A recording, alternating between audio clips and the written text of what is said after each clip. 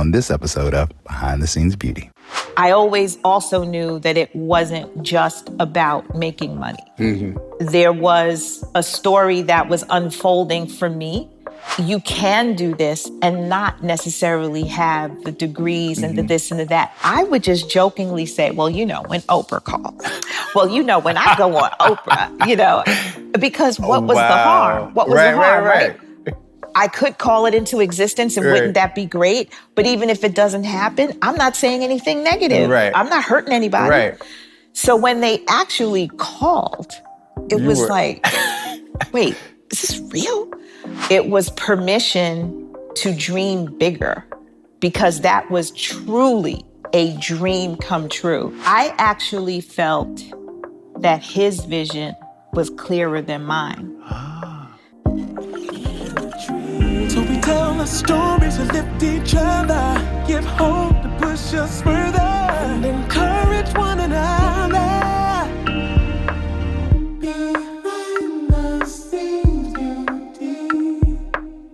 Lisa Price, a Brooklyn native, a wife, and a mother of three that became a household name, creating her love of all things pampered. She is best known as the founder of a brand, Carol's Daughter, named after her mother, who encouraged her to sell her products at the church flea market, and she has not looked back since. The popularity of the brand garnered investors such as Sean Carter, Jada Pinkett Smith, Will Smith, Mary J. Blige, and Steve Stout. The company was later sold to Loreal in 2014, still with Lisa at the helm. The brand has had spokeswomen like Solange, Cassie, and Salida Ebanks, all the way to its newest brand ambassador, Marsai Martin. She recently did a partnership with the release of Disney's Little Mermaid and was even part of a Netflix documentary entitled She Did That. Lisa Price tells Behind the Scenes Beauty the impact of her appearance of The Oprah Winfrey Show and how Steve Stout took the business to the next level. She also talks how she handled blowback from her sale to Loreal. And as it enters its 30-year anniversary, what she values most about Carol's Daughter's impact to the beauty market. All right, you guys, thank you again for watching another episode of Behind the Scenes Beauty. And I am so excited to have my guest with me. As I was studying, there are certain people that it requires me to do this whole, give them their flowers. And this is a moment that I have to give you your flowers. Lisa Price, the owner and the founder of Carol's Daughter. Now I'm getting ready to give you your flowers. Lisa, as a hairstylist, you being one of the forerunners of natural hair. And the beautiful thing about you is that although I'm sure when you were putting your products together, because this was relaxer time, I know when you started in 1993. She started when there was finger waves and French rolls. And won't nobody doing no natural. People didn't know nothing about no transitioning or nothing. But here you were starting this natural hair care line, being ahead of your time. And you didn't put there still was no straighteners. There was always leave-in conditioners, moisturizers, curl creams, but there was still nothing. You stayed the course. I just want to say kudos to you. Kudos to you. Thank you for doing the show. Thank you. I'm so excited to be here. I'm excited. Yes. So first of all, I feel like people can always see your story, so I try to speed it up because I'm sure you get tired of telling the story the same way all the time. Everybody knows you was making it in your kitchen, trying to get you some fragrances together because you love to fragrance, which you smell amazing right now. I wish people could smell it. You smell divine. Thank you. You also, first started at the church fair or church flea market. And noticed that was it and everything. My question is, what were you doing before that?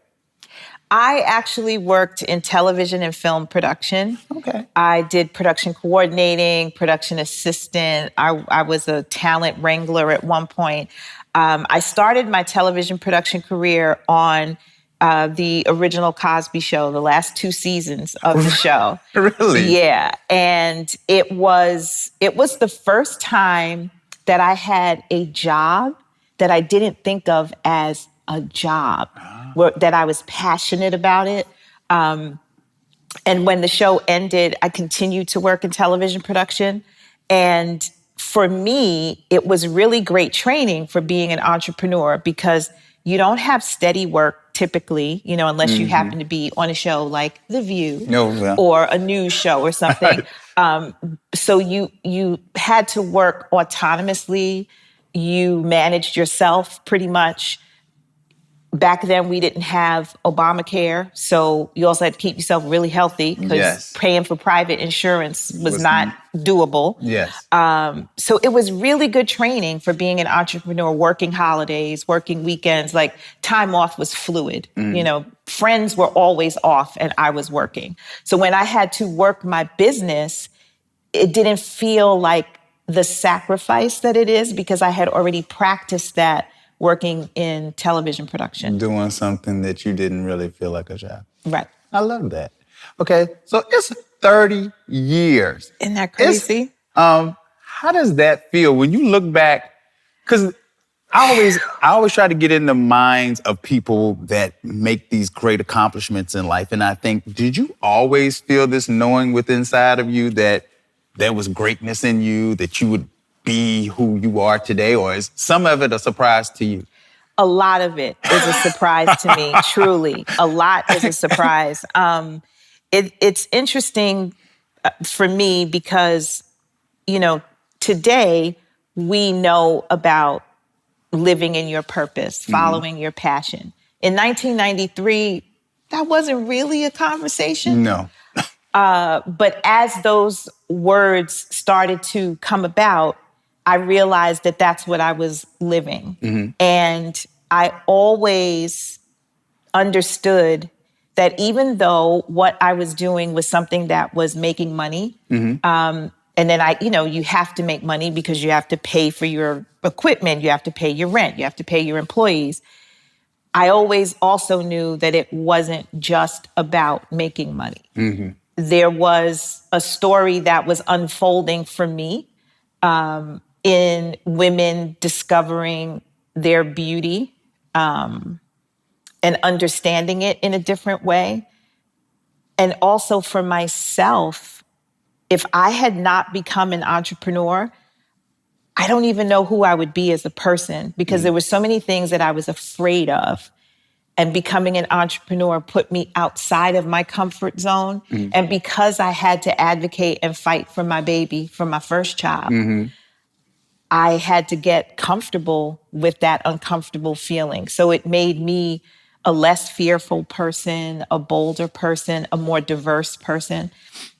My aunt and uncle, who were like second parents to me. My aunt is still alive, but my uncle isn't anymore.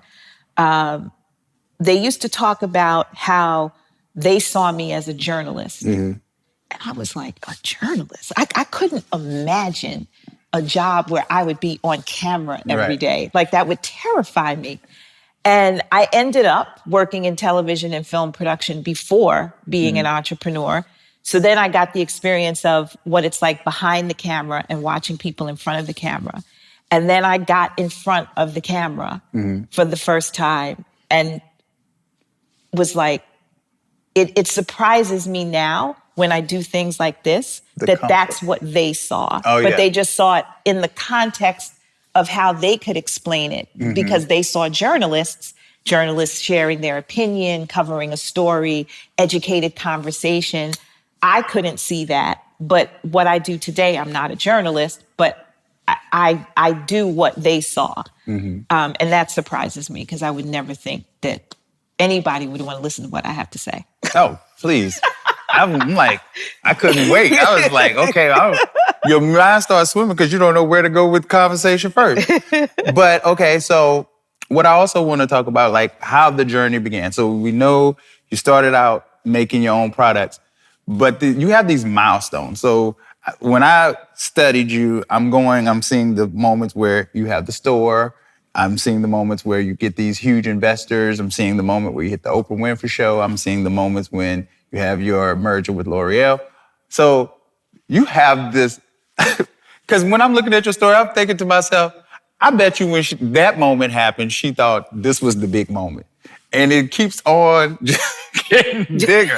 Like, Like my head is blowing just thinking about it. So I want to go back to go over a few of these milestones so how was your thoughts when the store happened? Because I can imagine, because I come from an era where just to have a salon, you've made it. Mm-hmm. So anything that I do in my career now is mind blowing. So I'm sure you're thinking the store is happening. How did the store even come about? Well, the store existed initially in my home. Okay. I was selling out of the living room in my home in Brooklyn. And it was getting to a point where it was really hard to manufacture products in the house and sell products in the house. And then, oh, by the way, live in the house as a family. Right. Because you have how many kids? I have 3 children now. At that time, I had 2. Okay. Because the Becca didn't come along until 2006. Okay. So, and we got the first store in 1999. And I don't remember. I feel like a realtor had reached out to me to show me a space in Brooklyn. And he showed me one space. And that space made sense financially, size-wise. It just was like, okay, I could see how this could work. And then he said, but I do have another space that I want you to take a look at.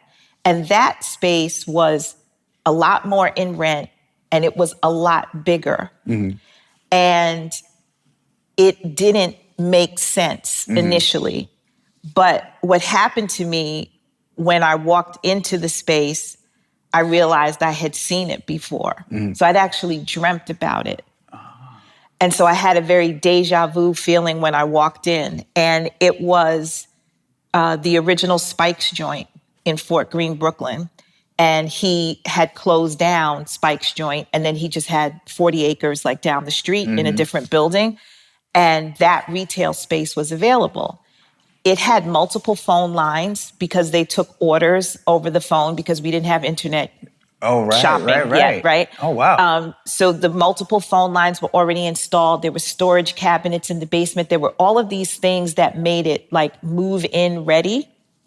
I just had to figure out how I was going to pay this rent.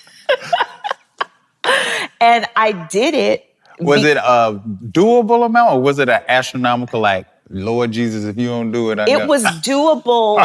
It felt doable on a month-to-month basis. A little scary, but it did feel doable. What was, oh my Lord, was I knew nothing about commercial real estate. So in my mind, I was thinking first month's rent and a month's security because I had never done commercial real estate. Commercial real estate, sometimes they want 4 months up front, 6 months up front. And then you have a grace period for renovations. So my landlord needed 4 months up front. So I had to come up with $14,000.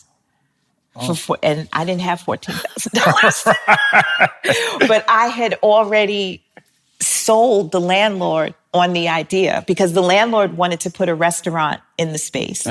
And I put together this gift basket for his wife with all of these bath products and things in it, put a business plan together, and convinced him that I should be in that spot. And he was like, I just love your passion, and my wife loves all the stuff, and I just want to be a part of your story in some way. And he's like, so we're just going to need 4 months up front, and then you're going to have a 2-month grace period. And inside my head, I said, that's $14,000. Where am I going to get one? I don't have $14,000. Right. 14. Right. So it was family helping out. It was whatever little bit of money was in the baby's college fund. Right. We just took that. And my husband had a settlement from a previous employer that had terminated people inappropriately that just happened to come through.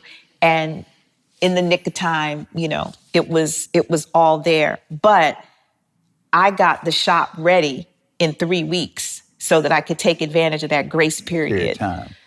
So I had rent free, not free, because I had paid it up front, but I had some rent time where rent wasn't due, so I could make some money and get ready for that. And then we went right into holiday. So it worked and it made sense, but it was stepping out on faith. Faith. Yeah. For real.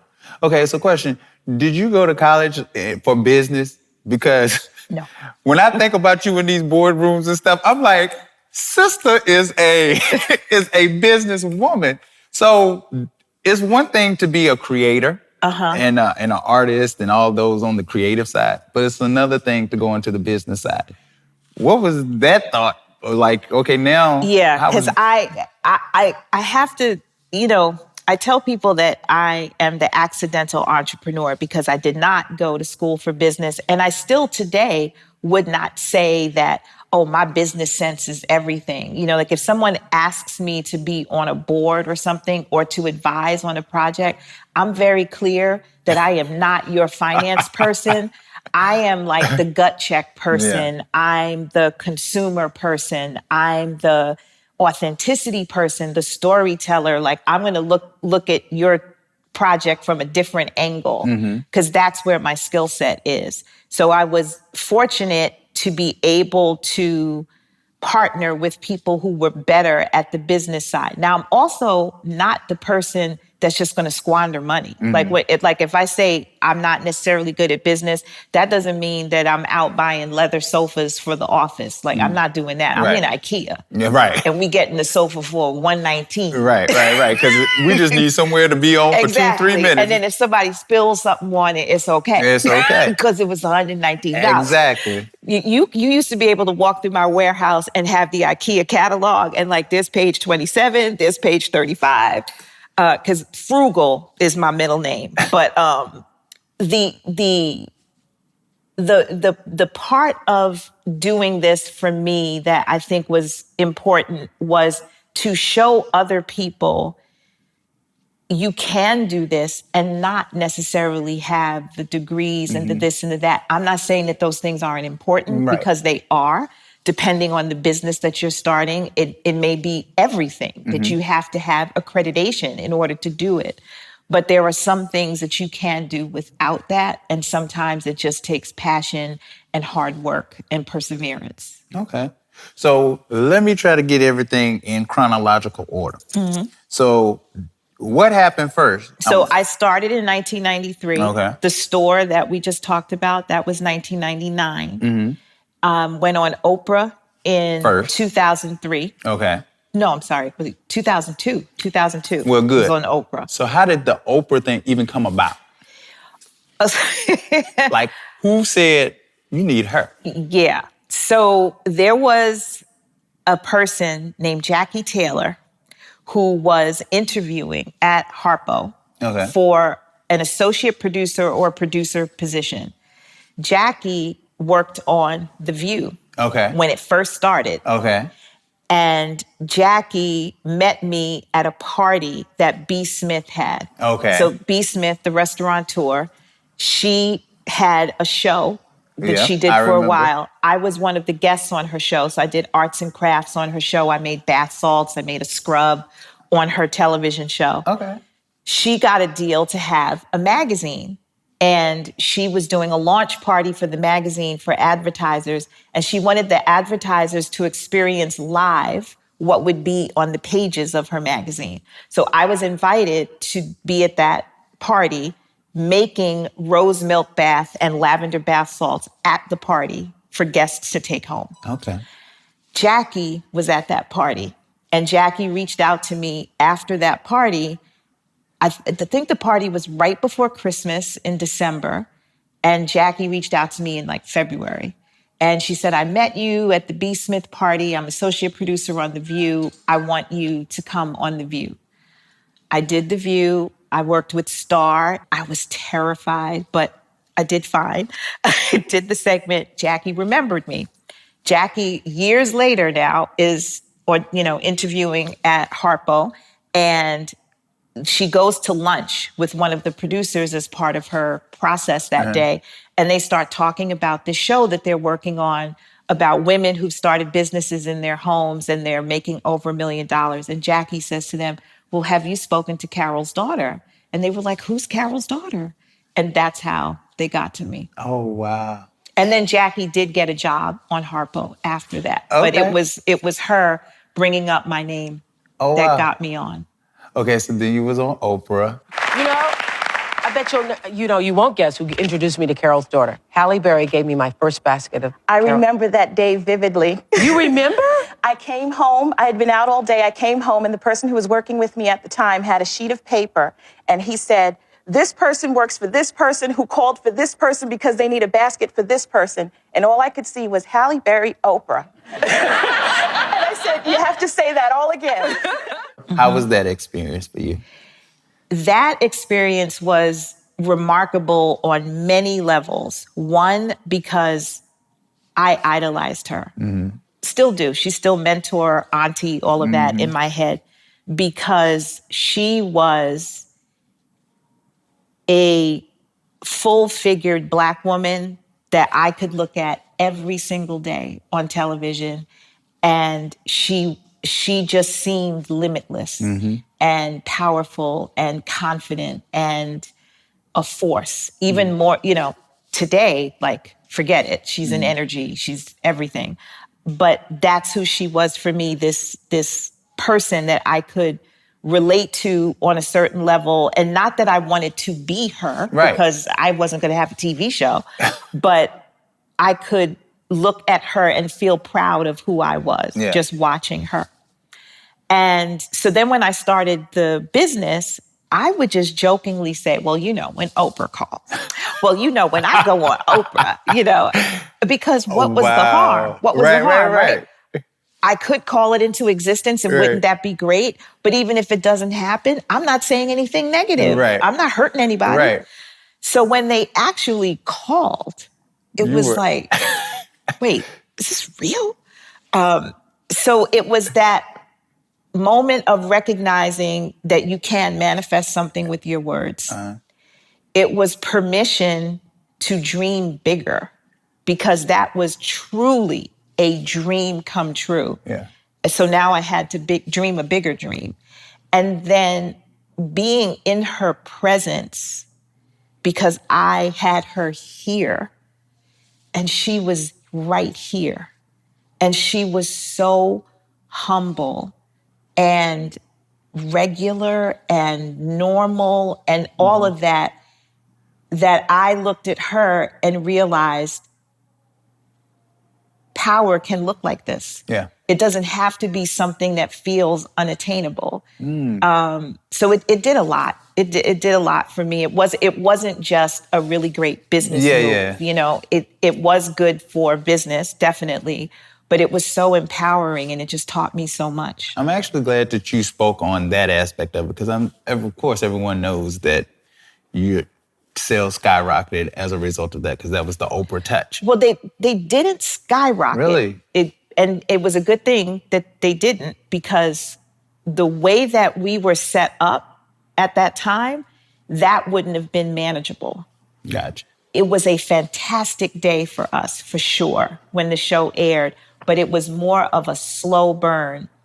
She didn't mention a specific product, which was probably good that she didn't. Our website crashed that day. We told them that we were going to be on Oprah, the company that hosted the website. We were like, it's going to get a lot of traffic. It crashed, but we were still able to gather addresses and emails and things like that. We aired twice. So we got another little hit later. And the validation of being on her show got me into People magazine. So I was on her show in June. We got another little hit in October. People magazine came out in November. So it made the back half of that year beautiful. I gotcha. Great back half of the year. So it wasn't that boom kind of thing, but it was definitely just up for several months. Gotcha. Okay. So then Steve Stout comes along. Yes. Steve, I met so we did Oprah in 2002, and I met Steve October of 2003. Okay. And we became legal on paper investors the following August of 2004. But almost from our initial meeting, I knew he was the guy. Okay. I had met with other people. He was the first person that I met with who I felt understood what I was doing and had respect for me as an entrepreneur, but also respect for how hard it is to raise money, to have money for the things that you need to do. There were a lot of things that he got about me and the brand that other people didn't. So our conversation felt very natural. And we started to work together even though we weren't legally partners yet. Gotcha. When you were discussing with him what your vision for it was, did you feel clear in your vision talking to him, or did you feel like, because sometimes when people ask me about the show, sometimes I know, but sometimes the clarity in trying to get it across sometimes feels like it misses sometimes, depending on who I'm talking to. Did you feel, that this is a moment where this person can help elevate you and you're talking to him? Did you feel clear in your vision in expressing it? I actually felt that his vision was clearer than mine.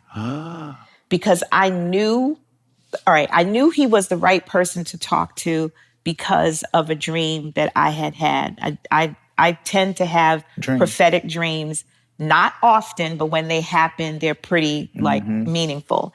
And this one was very meaningful. Maya Angelou was in my dream.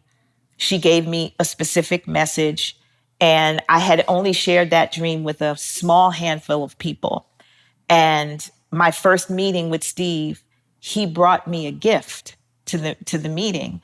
And then I remember feeling like I didn't bring him anything. Like what am I, so he hands me this gift and I said, do you want me to open this now? And he said, yeah, I'm excited. I want to see you open it. It was Maya Angelou, I Know Why the Caged Bird Sings. And he was talking for like 30 or 60 seconds as I was opening it. I don't know what he said to this day because all I heard in my head was, how would he know? Right. There's no way he would know about this dream. He doesn't know the 3 people that know this dream. Right. And so I knew it was a message to me to listen to this guy. Like all I heard in my head was, just listen to him. Just listen to him. This is different. This is not like the others. This is different. Listen to him. Right. And so that's how we started from that space. So I knew that there was something special about this connection.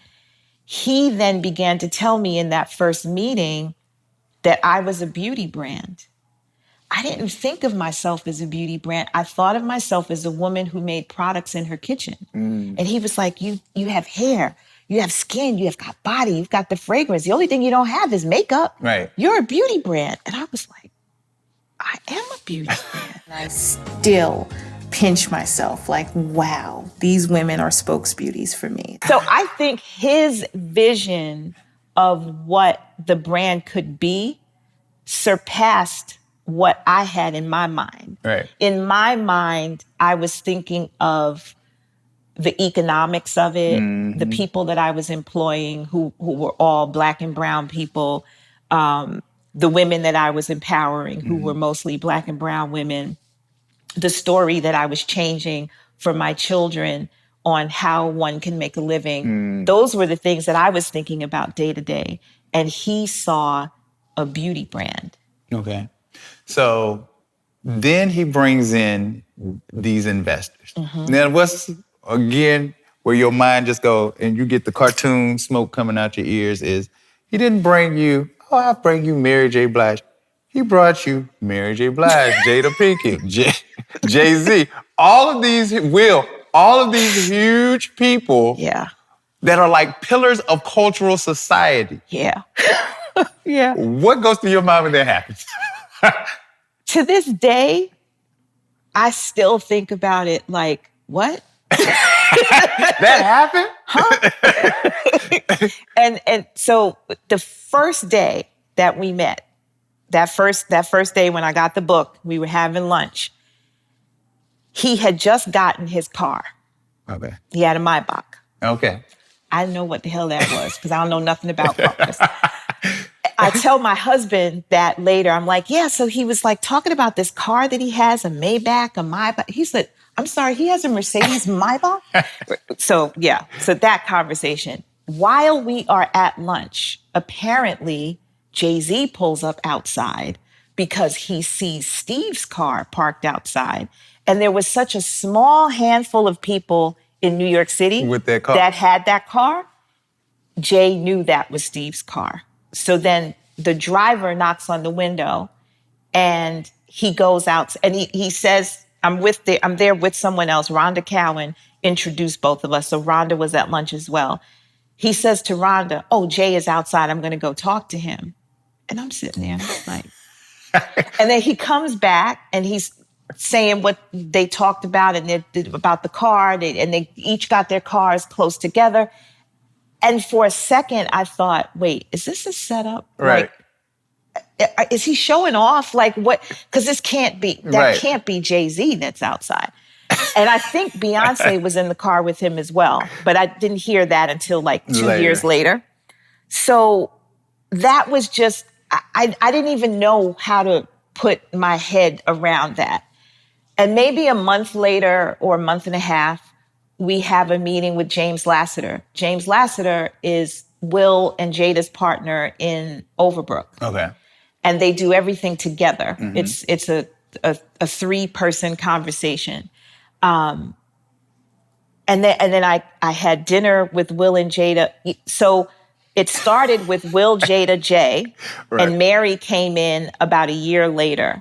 And I remember the contracts coming through the fax machine, because that's how we did them then. And the signature pages. And just looking at the signature pages like, this is real. This is my life right now. Yeah. And I still feel that way all these years later. We signed those contracts in 2005. Yeah. This is 2023. I still feel like, yeah, that happened. Yeah. Yeah, it happened. Okay, so then you have your moment where you're on HSN now. Like, you're in these huge retail stores. You're not just in stores anymore. How does that feel? How does it go? How does that even happen? How does HSN even come about? The HSN deal came about through Steve having a great relationship with the then CEO, Mindy Grossman, and talking to her about the brand coming on board. Also, HSN had just done a partnership with Sephora to bring some beauty brands onto the show through a Sephora Beauty Hour. Okay. So I was one of those brands that was part of the Sephora Beauty Hour because we were distributed in Sephora. Okay, well, let's go back. Because you're one of the few Black brands at this time in Sephora. Like, really, how many people were even in Sephora at that time? In Sephora, Baby Phat was the only other Black-owned brand that was in Sephora before I. And that was only a perfume, right? Because Kamora didn't have. It was makeup. She did a makeup launch in Sephora, but she was the only other one in there. And I honestly don't remember if we went in around the same time, or she was in before me, and then I was. I can't remember. I just remember that was the only other one. And then in the department stores, it was Fashion Fair. So in Macy's and Dillard's, it was Fashion Fair and us. Okay. So yeah, that was. I remember being so excited because I want to say we did have a Macy's you were in, definitely. But were you in JCPenney? Yes, because JCPenney and Sephora did a partnership. Yep. So it was Sephora inside of JCPenney. So that's how I ended up in there. And so that was my key to getting your products. The black vanilla that I love. I would blow dry everybody with black vanilla. So that's just my thing. But go ahead. I didn't mean to interrupt. Go ahead. So Steve had this relationship with Mindy, and he was sharing the vision of the brand with her. And so I did the Sephora Beauty Hour shows. And when HSN and Sephora decided that their 1-year partnership, I think it was about a year, was done, some of the brands were asked to stay on HSN after that. And I was one of those brands. Oh, wow. And for me, on a personal level, it was really great training for social media because social media was still really new. Facebook was about it. And Twitter a little bit in 2008, I feel like, yeah. And I remember doing a live Twitter thing, and we had like 8 people, and that was a lot. You know? Right. But doing the show, doing it live, demos, education was all really great preparation for when we all have to do that on social media later. The fact that I had worked in production before, behind the scenes, made being on set for me easier. I knew what the audio people needed. I knew what the camera people needed. I knew not to wear jewelry that was too loud or clunky. I knew what was going to strobe.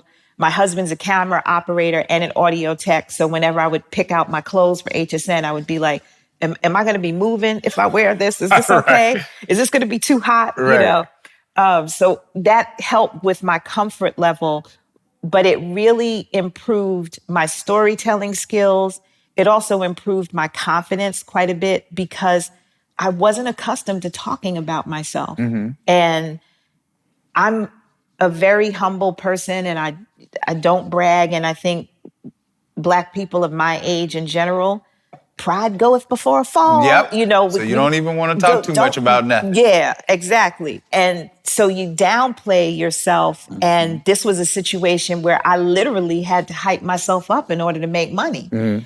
So it was a very interesting skill set to learn. So again, it's a business thing. It definitely made lots of money for the company. It gave the company more visibility.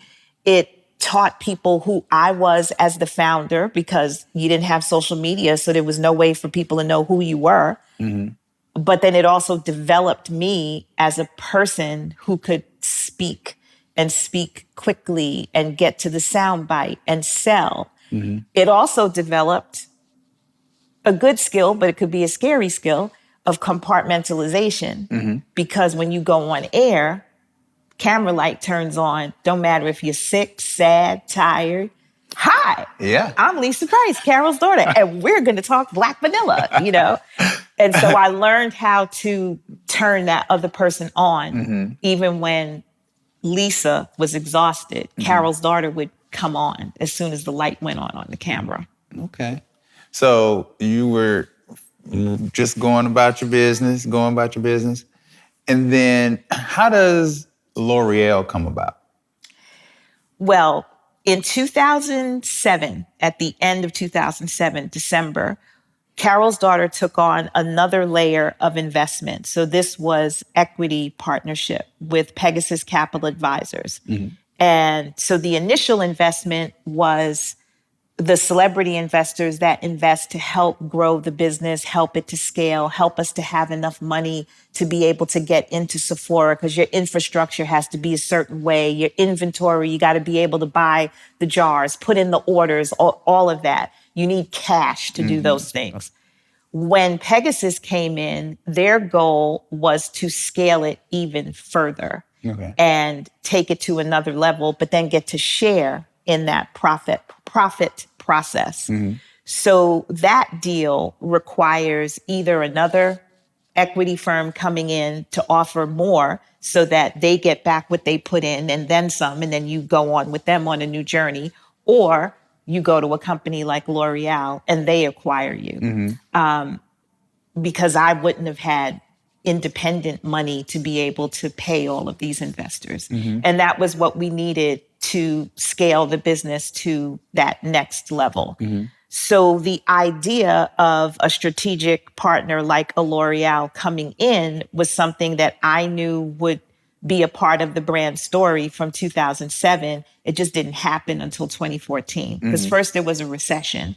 So the first 2 years of that partnership, we were riding out the recession and getting over the bumps and hurdles of that. We built the HSN business.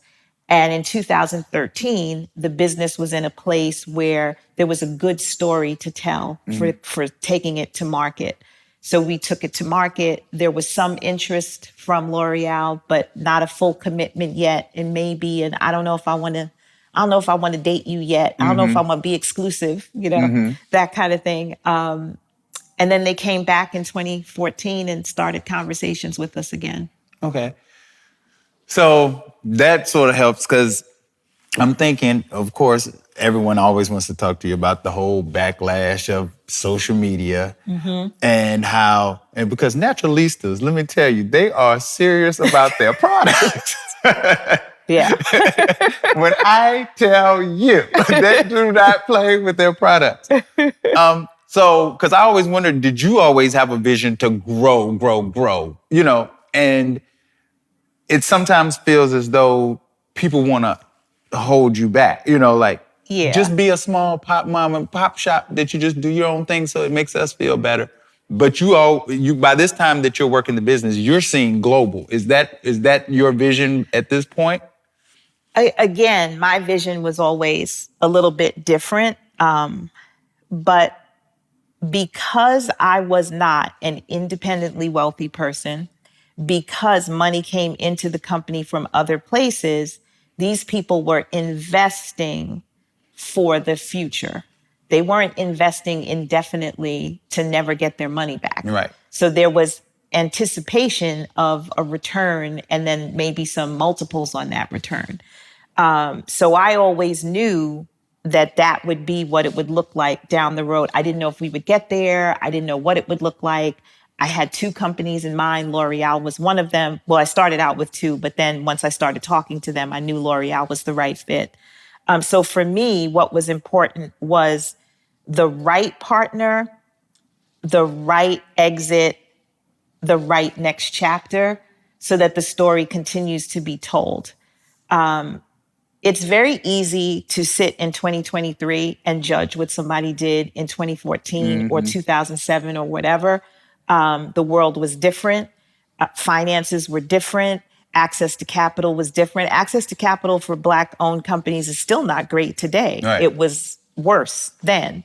Now that there have been more deals in this space, the deals are getting larger, they're getting more creative. The people who are acquiring brands are understanding the importance of authenticity to the consumer.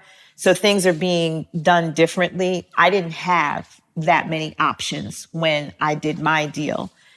And what people also don't understand is a company like L'Oreal is not going to acquire a company like Carol's Daughter to then change it. They are not interested in purchasing me and then turning me into a company for white people to buy products. Right. That's not, they're purchasing a company like Carol's Daughter or another company for the consumer that's That they there. already have. Right. The story that's there, the technology that's there, the innovation that's there. And they actually want to change very little because it's like It's working. Yeah, Why change what's working? exactly. But you just have to get folded into the system. So there are things that change just so legally everybody's covered and you can pass all of the tests and all of that, but they don't want to change you for the consumer. What I learned going through that process is, as Black people, we don't have a good history of holding on to things that belong to us. People steal our things. They burn our things down. They just take it from us. So, as they said in the X movie, we've been hoodwinked. We've been bamboozled. So Yeah. why should we trust the process? But our white counterparts understand that that's how you build generational wealth. That's how you are in business. You build something, you sell it. You build something else, you sell it.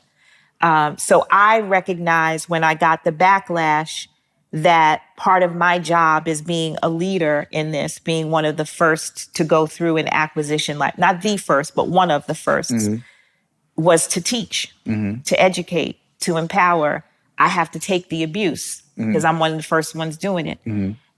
I got to make sure that door stays open. So I'm going through the door for not the first time. Somebody else did go through before me, but it had been a minute. Right. And I'm going through in a different way. But then I got to leave the door open for somebody else. And what I've learned being in this business is the leader is not necessarily the best. Right. The leader is not necessarily the smartest. The leader is not necessarily the top in sales. Right. You just first. Right. And everybody that comes after you learns from you. And then the one behind that learns from you and them and so forth and so on. So I'm just grateful that I could get through the door, that I could keep it open, that there's others that have come behind me, and God willing, there's going to be more. And if I had to take some abuse, I'm tough. And I got a lot of cocoa butter, so I could cover up the scars. So question, were you anticipating the backlash though? Or was it No. like, oh my God, what? It was a lot worse than I thought it was going to be. I was anticipating nervousness, anticipating them being unsure. And before the deal was even done, as a part of the PR, I shot a video in the event that the deal happens, like announcing the deal to the consumer. And I was saying, I'm not going anywhere. My team's not going anywhere. We're all going to be together. We're still going to continue to bring you the amazing products, blah, blah, blah. So I thought that would mitigate that. So yeah, it was deeper than I thought. Gotcha. And it hurt being called a sellout. It hurt in 2020 when people made memes and they made the list of the brands you thought were Black owned and who is Black owned. And, you know, it hurt me because everything I do is with my people in mind. Right. Because everything I do is with my family in mind. And I don't do anything that I think my mother or my grandmother would think is disrespectful. Right. So it hurt me to hear that you think I'm a sellout and you think I did something just to get a check. Because if I was doing things to get checks, you have no idea. I wouldn't have done that. That was hard. Okay, so because you talked about going through the door, and without speaking of anybody in particular, but I'll try to generalize it where people that might know the industry would know. There's another brand that went through similar situation. They were a very well-known brand. They had an acquisition, and as though they had never seen this happen before, they came and talked about this brand. Did anyone ever reach out to you? Has brands prior to your situation reach out to you and ask you, how do I get through this? No. That didn't happen. But I think even though they didn't reach out to me to ask me how I do this, because I could understand that it'd be hard for them to do that because when you're in that process of acquisition, you've signed a bunch of NDAs. Gotcha. And then we're still technically competition and all that kind of stuff. So I could understand not coming and asking me, but I do feel that each person that has done it a little bit better than the one before because I think we see what each person like you said, goes they through. learn from the one person going through. Okay, gotcha. And you know, at the end of the day, I always look at it as technically we're competition, but we're also in an odd way, this very interesting family of cousins that just doesn't talk to each other a lot, but we all part of the same family. And it's like, I see you. What goes through your mind when you walk through retail stores and you see where there was none, there was just you, and now you can't get through it without a new brand starting up? You're like, another one? What goes through your mind when you think about that now? Like, being one of the fourth, being the first. It's very interesting because for the most part, I'm not caught up in whatever, you know. The way that I've lived my life and the way that my life has happened for me, I am humble, I'm appreciative, I know my place. Like I'm not the best, I'm not number one, but I did good work, right? And I'm proud of that and happy with that. What I struggle with sometimes is the accolades that another company will receive because they filmed it on social media, and to see the audience applaud it and be happy for them. And there is a me inside of me that's like, I did that too. We just didn't take pictures of everything back then. Right. You know, like that was when you took out the camera when you went to a birthday party or a wedding or a family reunion. Yep. You didn't just take a picture of breakfast. Yeah, no. Right? Life is so different now. And so if I built a company today, of course, I would document it so much differently. So I sometimes feel like if the tree fell in the forest and no one was there to hear it, did it fall? Oh, right. Yeah. So I feel like sometimes people don't believe that I worked really hard and I built it from scratch. And I employed lots of people that other people would normally not employ. And I've given opportunities to so many people. And, there's beauty executives out there that started with me getting out of college and, people that worked as like runners and gophers that are now makeup artists to celebrities because they watched me live my dream and said, I'm gonna go live mine. That's what I always wanted to do.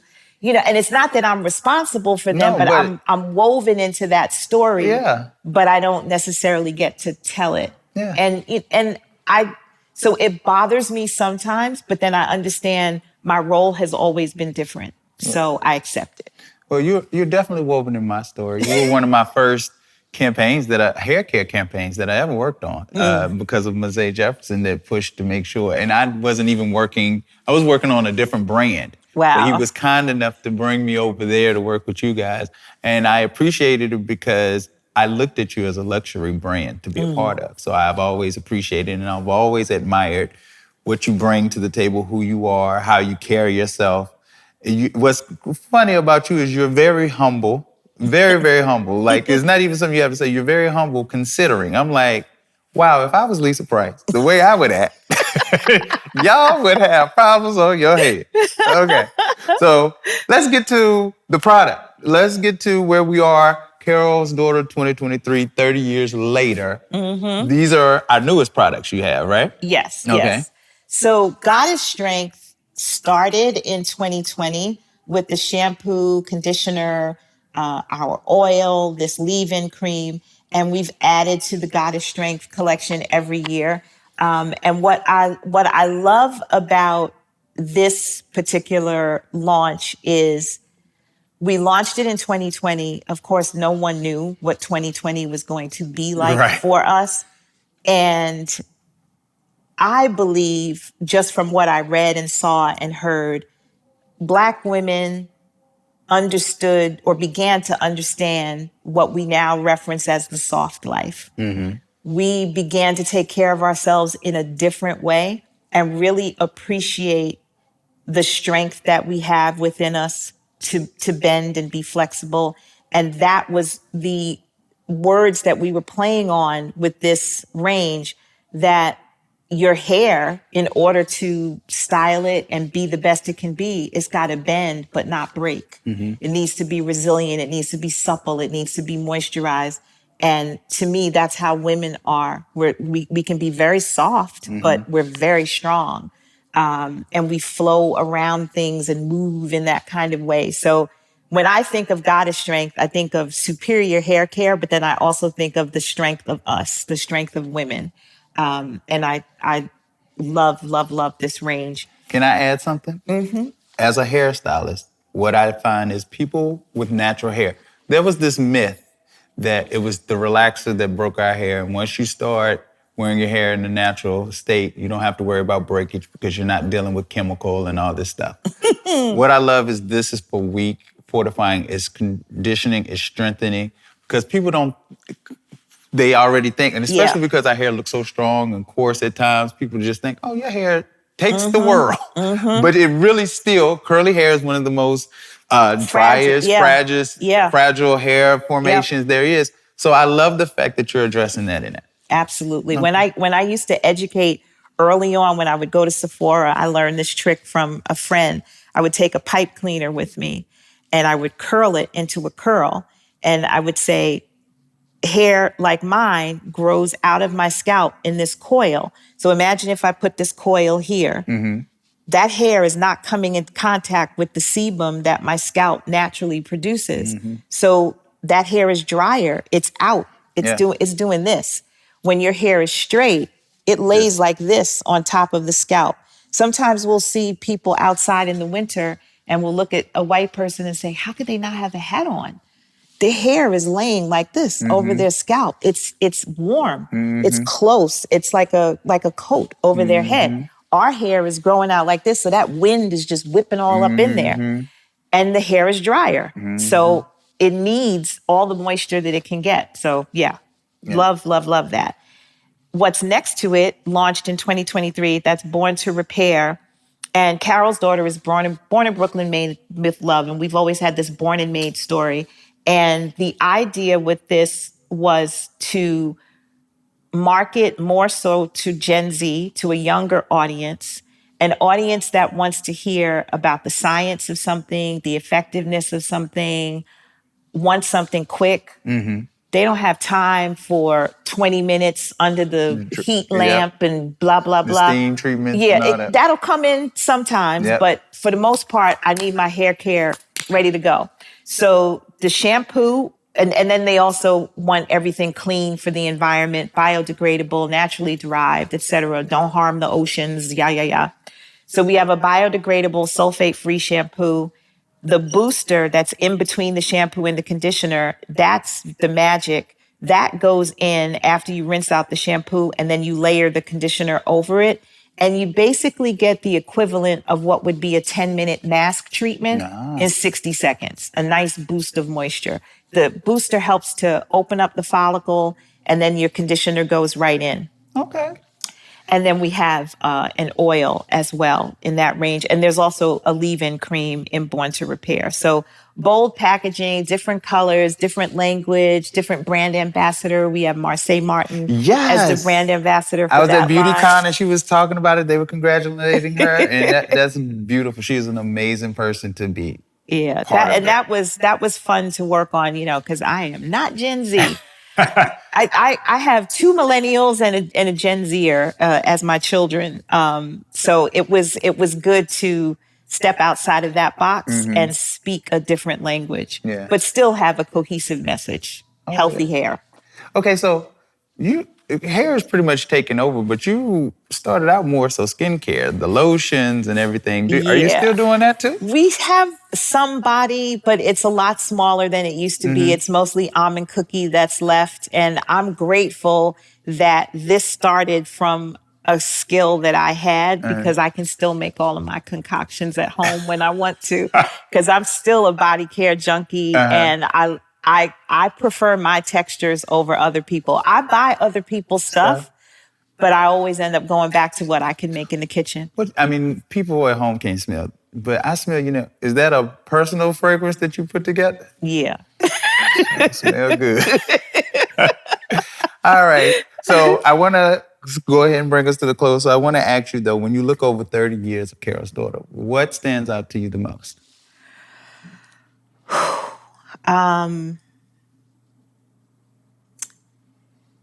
What stands out the most for me is when I think about all of the people that I got to employ.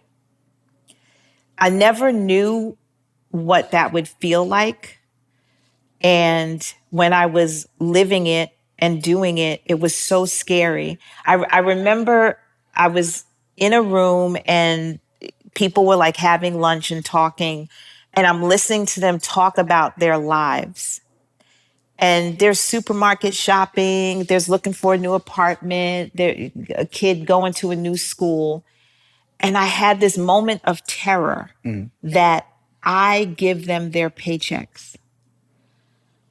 What if I can't do that one day? Like, what would they do? What would I do? Like, I give them their paychecks. It was terrifying.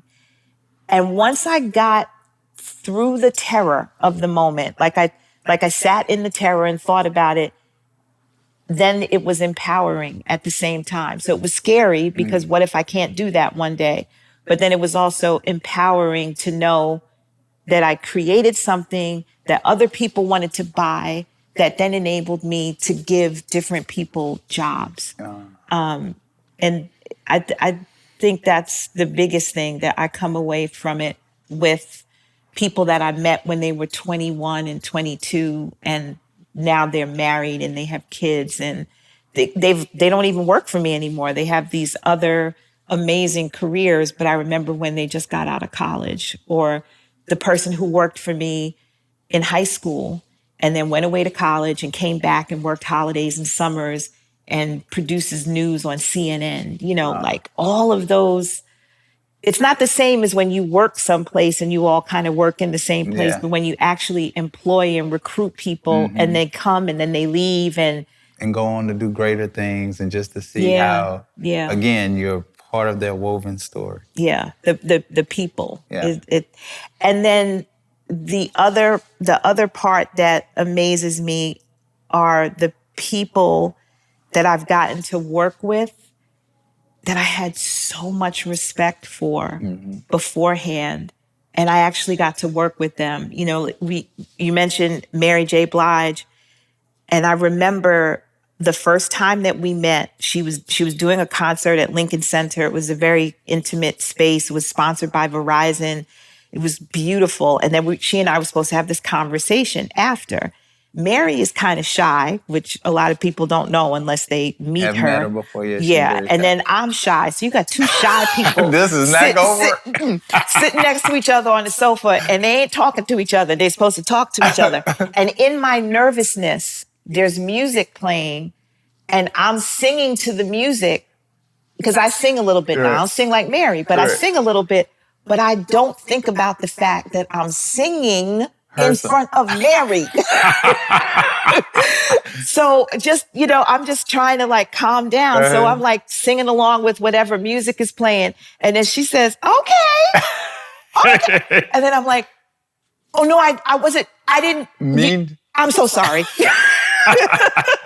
Because I wasn't trying to do that. Right. And then we started chatting, after that. But like that was Mary, and then to work with her, to bring her fragrance to the world and to be a part of that process with her, that is one of my favorite stories of my brand, because she was passionate about scent and she was so passionate about what she was creating, and to guide her through that process and watch her do it and learn all about scent. That was incredible. I'm so glad to be a part of Carol's Daughter. I'm so glad that Lisa Price has been an introduction into my life through Steve Stout, because had I not known Lisa Price, I would not have the fragrance My Life that is just doing so well, and I love her for introducing my life to the world. On top of that, before My Life, there was the almond cookie souffle. There was the browning oil that I ran her down in the universe for, and then Steve tracked her down and said, here she is, and I'm here in Sephora. I never thought I'd be doing anything like this. Now, let me tell you, those were some of the most beautiful images, too. Your marketing for Carol's Daughter with Jada in the tub and all of those, like, it made you want to say, where is the nearest Carol's Daughter at? I want to go buy some. I want to experience that luxury. Yeah, and so I miss that side of it in, like the idea of body and, the pampering yourself. And Jada was very much like a pamper person. And I remember being in that house in LA and looking at that bathtub and just standing there like, are we really doing this right now? We're doing it. Mark Baptiste was the photographer for that. Yeah, it was remarkable. Aw. Lisa, this has been an amazing, amazing time. I actually learned a whole lot more about you that I did not know. I'm excited. I can't wait. It was very inspirational. It makes me feel like I'm ready to, I ain't going to start no product line, but I'm getting ready to do some things. We're going to figure it out. But Lisa, where can people find you? What's going on? Talk to the people. Well, of course, carolsdaughter.com. You can also shop for us at Walmart, Target, CVS, Duane Reade, Walgreens, food stores, Kroger's. We're out there. You can find us. Definitely on Amazon as well. And you can follow me on Instagram at I am Lisa Price. You can also follow the brand at Carol's Daughter. All right, you guys, thank you so much. Make sure to like, click, and subscribe, and tell somebody about it. Thank you. Behind